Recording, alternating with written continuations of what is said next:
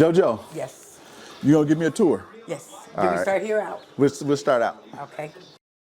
Happy New Year's. I am here today, guys, to give you guys another apartment tour. Today, guys, we're gonna do an affordable apartment tour and show you guys some subsidized, Regular and subsidized. regular and subsidized. I have a lovely tour guide today, and she's gonna take us around and show us what it's like living here. And where we at? We're in Glendale, right in the heart of Glendale. How long have you lived here? Probably about 7 years. I could have moved a few times, but you know, if you're used to your neighbors and you're used to what's going on around here and whatnot, then it's kind of like scary going somewhere else and having to relearn, you know, your Gotcha. neighbors and whatnot So all over again. Would you say that you guys kind of made it community now? Because it seemed like everybody kind of knows each other here. Yeah. Or nah?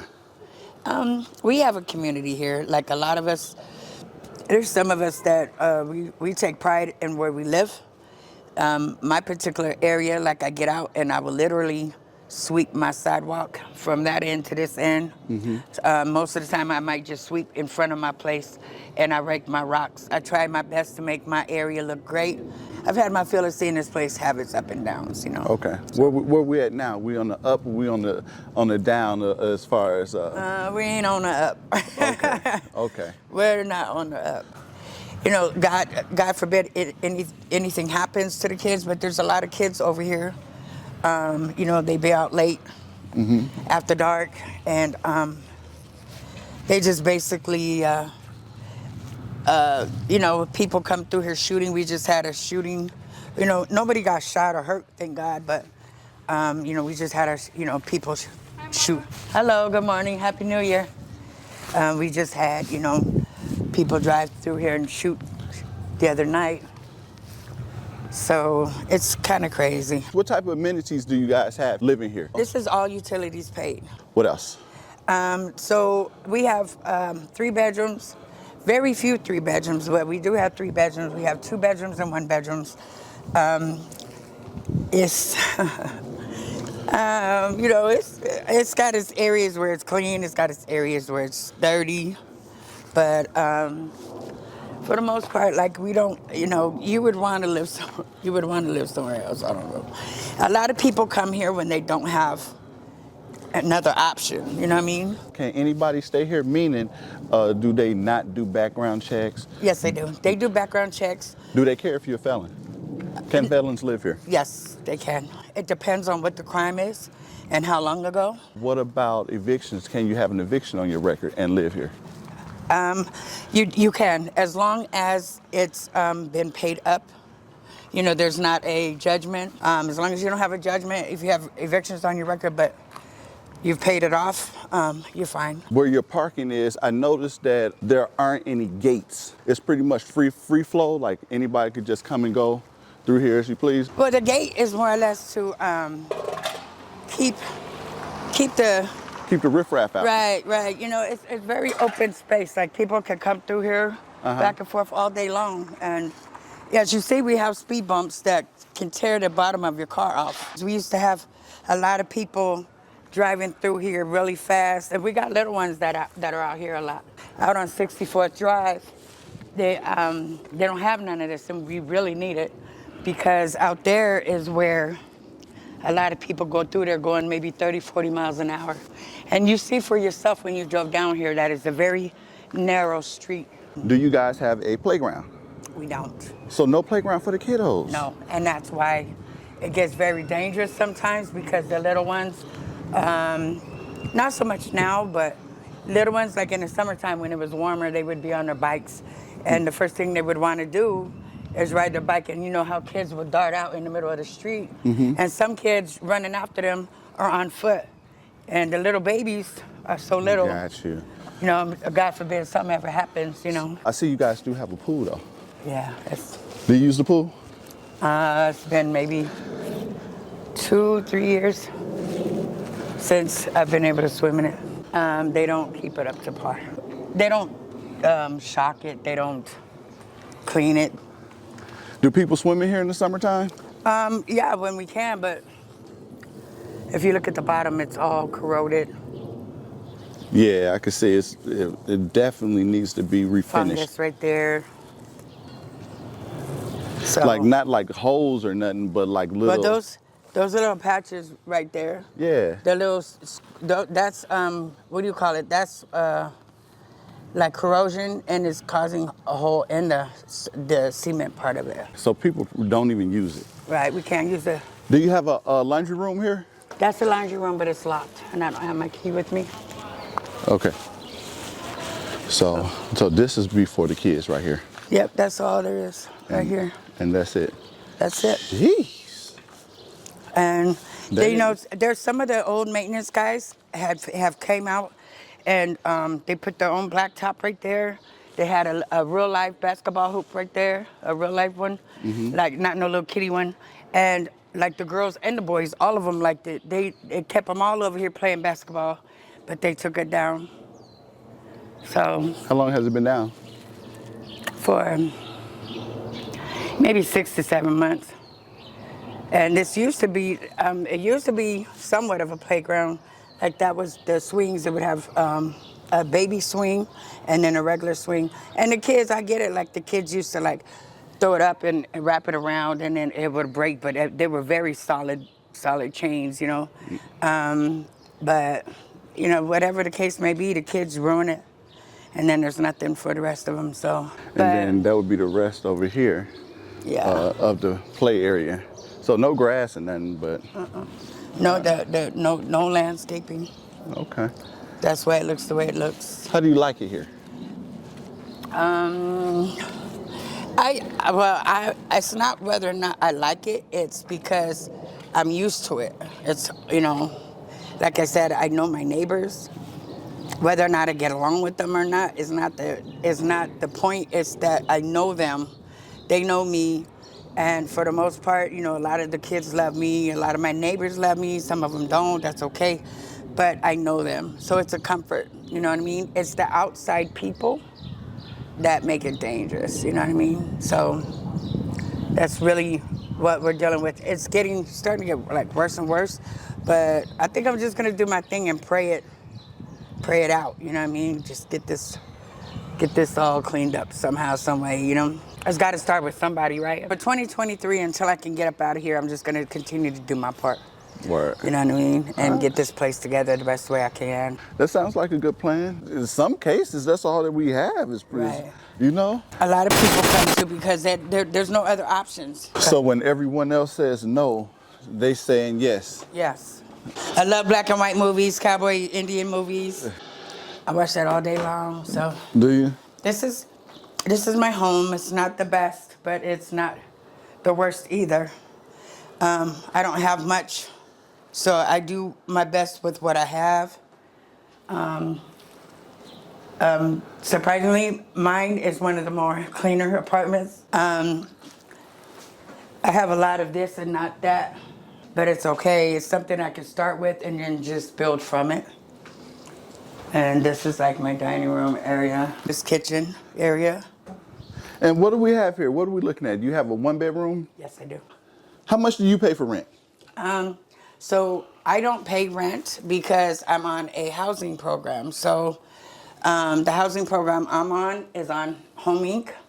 It's a program that was established back, I believe, in 2005 or 6. And at the time I was homeless and I was an addict. And I deal with mental illness, so my name came up on the list in 2006. So I've been off the street since then. They pay my rent. We're supposed to pay our own deposit after the first apartment. Then you move in, whatever, and anything after that you pay your own deposit. If you work, you pay, I believe it's 30% of the rent. I think it's the opposite of Section 8. So most places when it's subsidized, I believe it's like 30% of your income.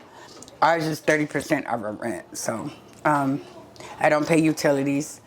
And it's different from Section 8, although they accept it here. There's a lot of places that don't accept Home Inc. no more because there is a lot of people out there that mess it up for everybody else. So What was your drug of choice? my drug of choice was meth. I Okay. still struggle. Solely because of the fact that I deal with my mental illness and also lifelong scars of abuse and all that type of stuff. And, you know, it's been my best friend since I was a little, well, not little, because I was grown when I started, but back in the day, you know, it became my best friend, and it's been my best friend since. But I didn't love myself at the time, and now I love myself. So now I'm dealing with love versus hate part of me. So it's not, you know, whether it's everyday thing or not isn't the point. It's that I'm still there. However, I'm moving forward and trying to, not trying, but actually taking steps. My girlfriend is helping me heal.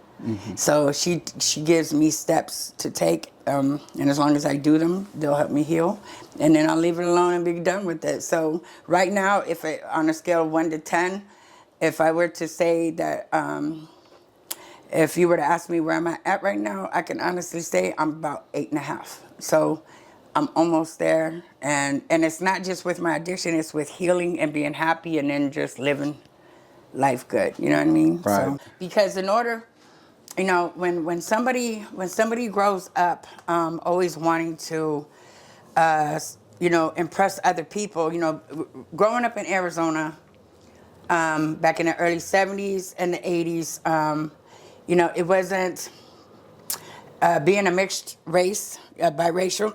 excuse me, was not really all that accepted. So, I grew up in all white schools until junior high, and that's when the blacks and Mexicans came in. We were all brought together in '85, '86. And, you know, even then I had it hard because, you know, it was more mental abuse with the whites and then physical abuse with the blacks. Mexicans just was in there and whatever. But so it was very hard to grow up out here without being abused and bullied and beat up and all that. The sad part about it is that it still continues today, and I'm 50. So it's very hard to heal from that.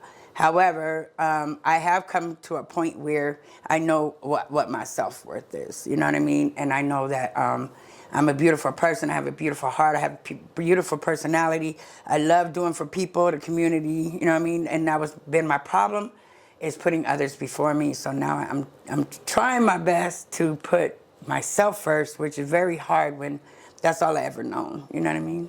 With that being said, like, I'm just, every day is, I just wake up grateful that I'm here. A lot of people didn't wake up today. They didn't get to see 2023. I did. And that's where I'm at right now, is just being grateful. And that's part of the first step of anything, is to acknowledge who you are, to accept who you are, be grateful, you know, with everything. So I was never somebody that robbed or set anybody up. I never harmed anybody intentionally. I never physically harmed I wasn't that kind of addict, because my problems didn't come from my addiction. My addiction came from my problems. So that's a very big difference. My problems were here first, you know what I mean? And because of the abuse and abandonment and rejection, it just took me to a place where I started getting high. So I was never that kind of person, but who I was a person that was, would, you know, every now and then take something, you know what I mean, that belonged to my kids, or take something that somebody gifted me with and pawn it, you know, for money or whatever the case may be. That was years ago, back when my kids were little. They're all grown up now, have kids of their own.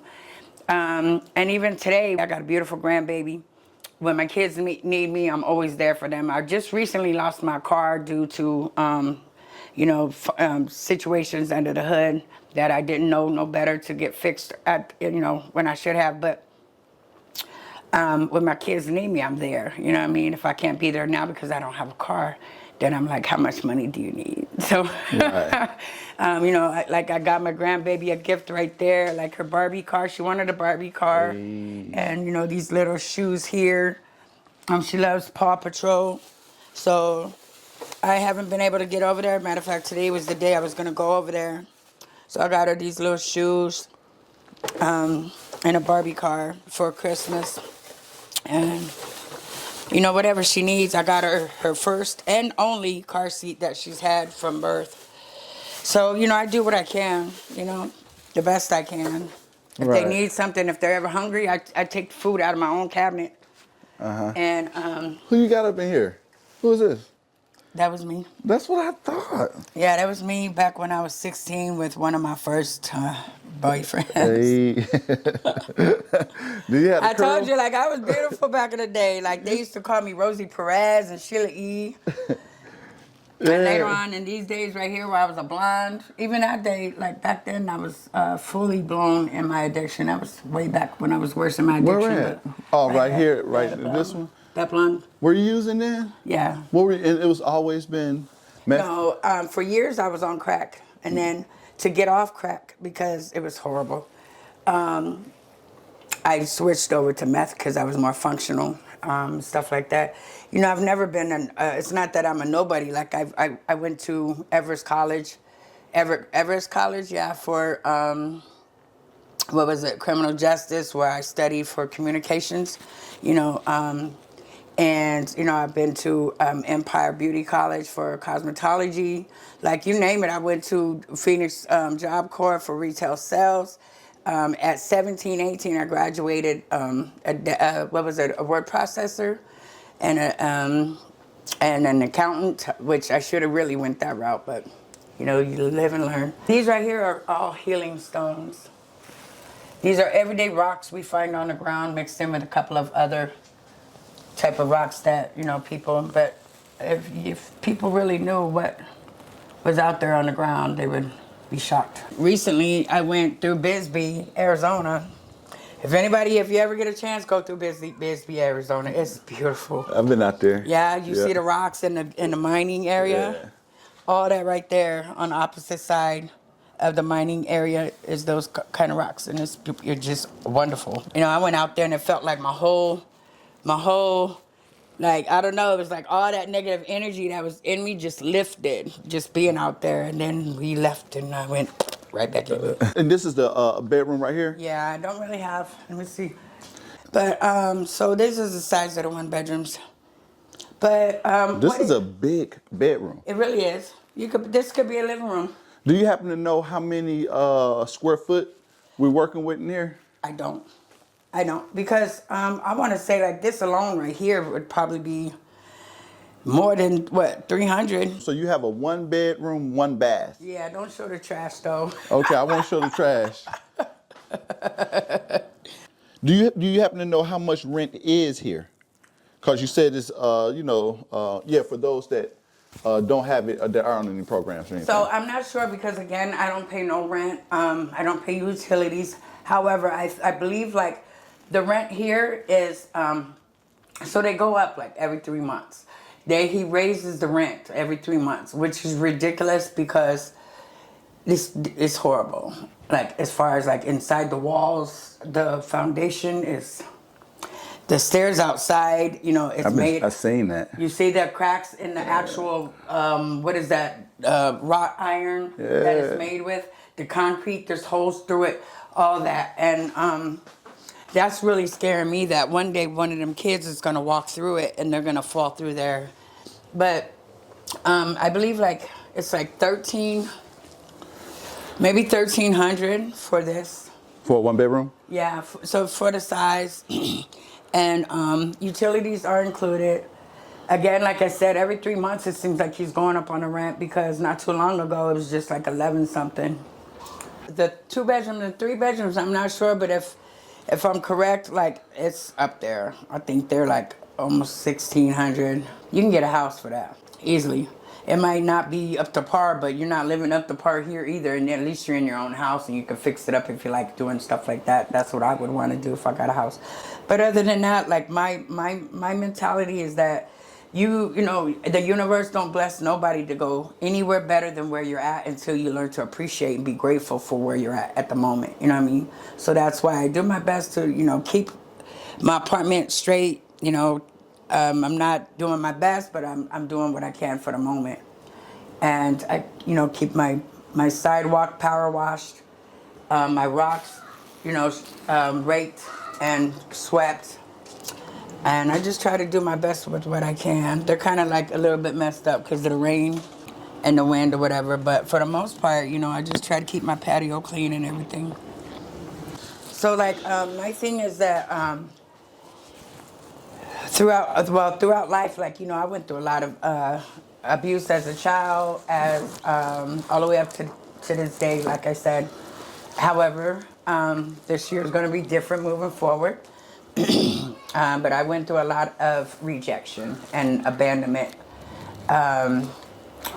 People beating me up, jumping me, you know, men using me, whatever the case, leaving me, you know, abandoning me and my children and whatnot. So a lot of that, you know, pretty much caused a lot of scarring and stuff like that. So I went that route, you know what I'm saying? It started off with crack, and it was not enjoyable. I've never enjoyed it, trust me. When you were how old? My early to mid 20s. My girlfriends and I, we used to do speed back then. We would just do a little bit of speed. You know, for them, it would get them all a little, you know what I'm saying, loose or whatnot. But for me, I was like, let's go, you know? So we'd get out there, go party, whatever. It was just, but it was different then. Speed and meth are two totally different things, not to mention the products and chemicals that they put in now as opposed to then. And then, you know, when situations started happening, I don't know, just out of nowhere, the mental issues started happening, and I started seeing that I was losing friends and doing this, doing that, and it caused more damage. So then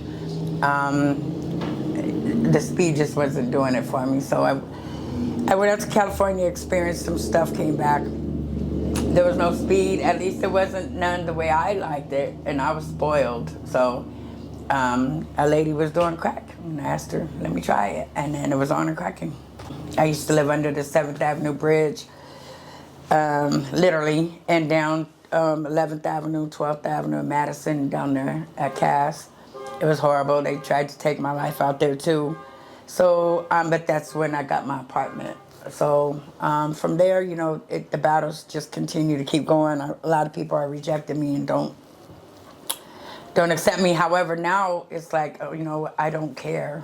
You know what I mean? I just now been able to step into a whole new realm and state of mind, and, you know, whatever's going on, it's for the better, because maybe they're not rejecting me. Maybe God is just keeping them away from me. You know what I mean? Because I'm set apart for a reason.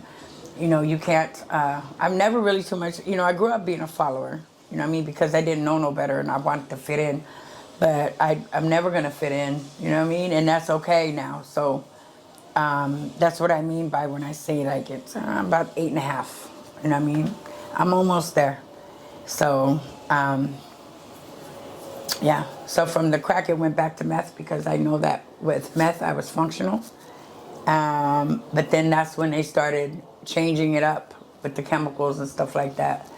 And then depression and more drama started happening, and then that's when I really fell off, and then I got better again. So now it's just the whole point of me learning that, you know, I'm never going to be happy unless I'm happy within myself. So that's when I started my healing process. My girlfriend of over 30 years, she's helping me get through it, and because she's going through it herself. She's in a very further along stage than I am. So what she's learned, that's helped her.